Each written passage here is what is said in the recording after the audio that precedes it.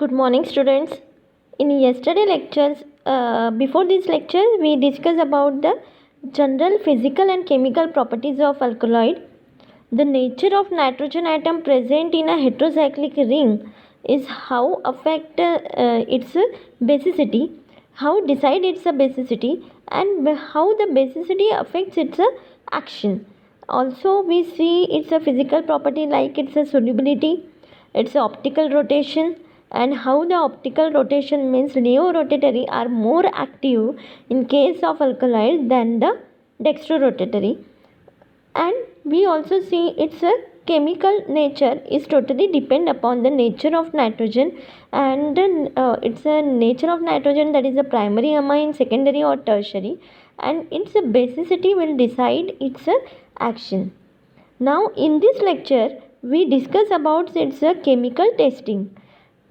What chemical tests are used to detect the alkaloids? Alkaloids are generally detected by the two different way. One is the precipitation testing, another way is the color testing. These precipitating reagents are generally present in a different forms. First, in a form of the salt, that is Mayer's reagent, which is present in a form of potassium mercuric iodide. Another one, that is a Dragonroff reagent, that is a potassium bismuth iodide. A Mayer's reagent, that is potassium mercuric iodide, it is used to it gives the cream color precipitate when we treated with the extract containing the alkaloid.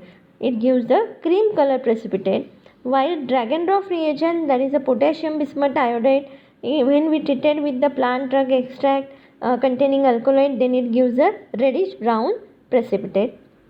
These are the double salt form of reagent.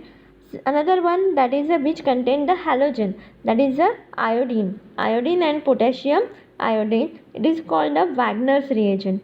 This Wagner's reagent, when we treat with the extract, it gives a reddish brown color PPT. Third one, that is organic acid, that is picric acid. This picric acid, that is a Hager's solution, Hager's reagent. This Hager's reagent gives the yellow color precipitate. And fourth one, that also the tannic acid gives the white color precipitate with the alkaloids. Fourth, the oxygenated high molecular weight acid, that is a phosphomolybdic acid, phosphotungstic acid, silicotungstic acid.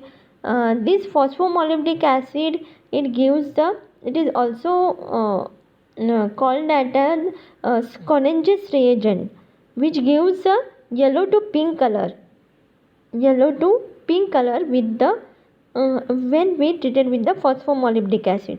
Another phosphotungstic acid, it is called the Schlimber's reagent. It gives a yellow to orange precipitate. Another one, that is a silicotungstic acid. It gives the bluish to purple color when we treat with the plant extract. So these are the important 4 types of the reagent. On the basis of their nature, these are classified. First, that is in the form of the salt form. Second, on the basis of the halogen containing atom. Third, organic acids. And fourth one is a molecular oxygenated high molecular weight compound.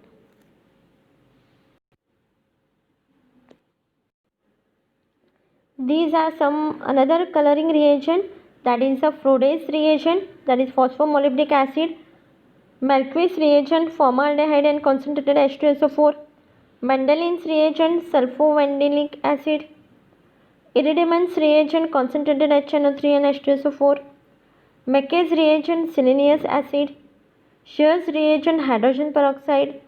Rosenthaler reagent, potassium arsenate and concentrated nitric acid.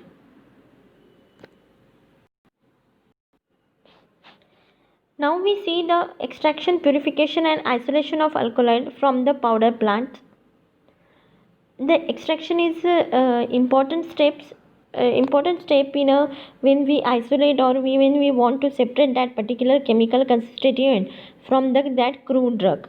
and therefore it is very important to first find out the nature of that chemical group which we want to isolate or which we want to separate from the crude drug, and according to that we decide the method of extraction. In case of alkaloid, as it is in a basic in nature, so there are the two important way to extract the alkaloid.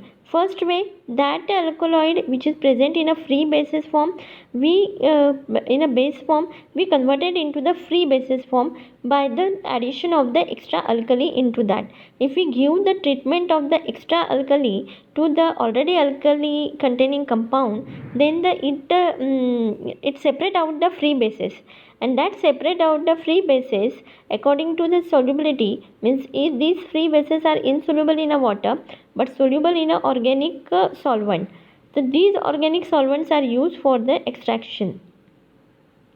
Another way is these crude drug which containing the alkali we are treated with the acid. If we treated with the acid, then it is converted to the salt form, and these salt are now soluble in a water, and then we can extract it with the water. And another way in which the most of the in another way we can treat it with the organic solvents such as methanol or ethanol, and also we separate out the both free bases or the salt in the solvent.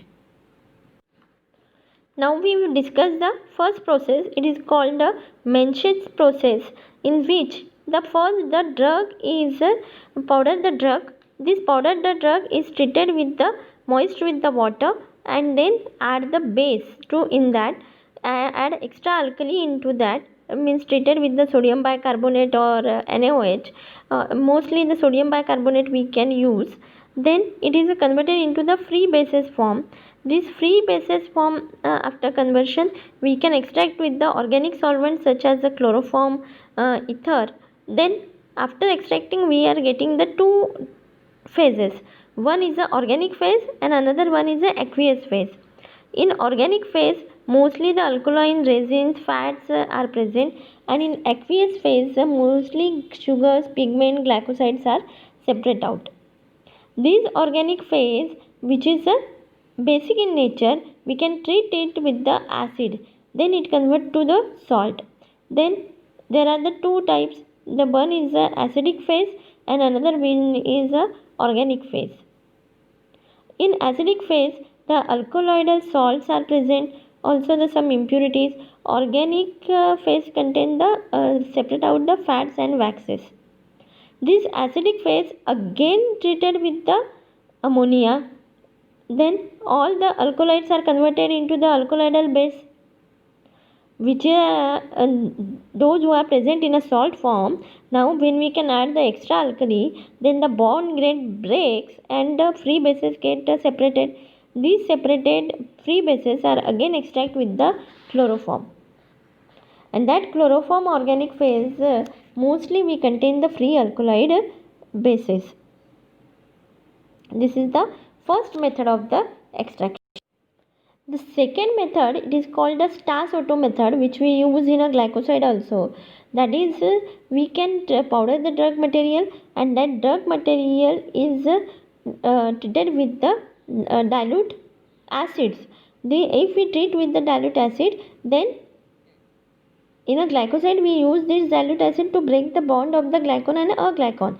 Here we add the dilute acid to convert the free bases into the salt form. If it is converted to salt form, then we can extract with the water or the aqueous alcohol. Then again we can add treated with the alkali, or we can use the resulting mixture is we can heat it. Then the coagulating the proteinous substance gets separate out. Also used to petroleum ether to remove the oil and fat and waxes. Then this is a shake with the chloroform, because the solubility of the alkaloids in a free basis form is higher into the in a chloroform. We treat with the chloroform, then the separate out the alkaloidal fraction we can get from that. So this is the second method in which we can first treat with the acid converted into the salt, then salt is converted to the free bases. Free bases are again extracted with the chloroform. This is the second method, that is a O2 method. The third method of the extraction is specifically for the volatile liquid containing alkaloid. These examples are nicotine and cunene. These are the isolated by using the distillation, in which we can make it with the alkaline with the caustic soda, that is a sodium bicarbonate, and then distill it out and then collected. These are the volatile in nature, therefore we need to distillate out this nicotine and cunene. This is the method of extraction. Now purification, of course, after the extraction there are the number of compounds of the similar nature are the soluble in that particular solvent. For the separation we use the thin layer chromatography.